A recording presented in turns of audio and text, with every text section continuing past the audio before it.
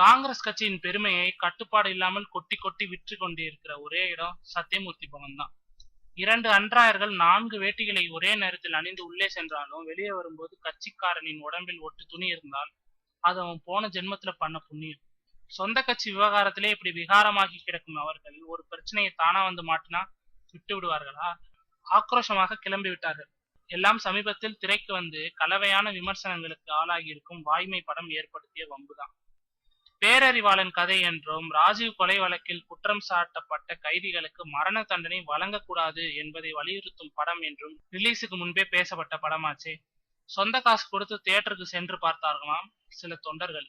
அப்புறம் என்ன, யார் வேஷ்டியை கிழிக்கலாம் என்று பரபரக்கும் கைகளுக்கு வேலை கொடுக்க ஆரம்பித்து விட்டதாக கிசுகிசுகிறது சத்தியமூர்த்தி பவன் வட்டாரம்.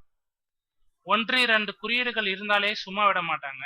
வாய்மை படத்திலோ படம் முழுக்க காங்கிரஸ்க்கு எதிரான காட்சிகளும் வசனங்களும் நிறைந்திருந்தன. இயக்குனர் பிஜேபி பார்ட்டி போல படத்தின் தொடக்கத்தில் வரும் பாடலில் மோடியை கொடியேற்ற விட்டிருந்தார். அதே பாடலில் 2G அலைக்கற்றை ஊழலை காண்பித்திருந்தார். படத்தின் முதல் காட்சியே இந்திரா காந்தியும் ராஜீவ் காந்தியும் கொல்லப்படுவதுதான். பின்னர் அதே பாணியில் ஒரு காங்கிரஸ் தலைவர் கொல்லப்படுவதாக காட்டியிருந்தார். கொல்லப்படும் தலைவர் நெஞ்சில் இருக்கும் பேட்சில் காந்தி நேரு படங்கள் இருக்கும். கொலையாளி என குற்றம் சாட்டப்படும் நபர்களுக்கு ஆதரவாக பேசுபவராக சாந்தனு நடித்திருக்கிறார். அது மட்டுமில்லாமல் ராஜீவ் காந்தி கொலை வழக்கில் தான் சாட்சி வாங்கியது தவறு, விசாரணையில் குழப்பம் இருந்தது உண்மைதான் என்று ஒப்புக்கொண்ட சிபிஐ அதிகாரி கேரக்டரை அப்படியே பாக்யராஜை வைத்து காட்டியிருந்தார். இதெல்லாம் தான் காங்கிரஸ் கொதிக்க வைத்துள்ளது. மேலிடத்துக்கு விஷயத்தை எடுத்து சென்றிருக்கிறார்கள்.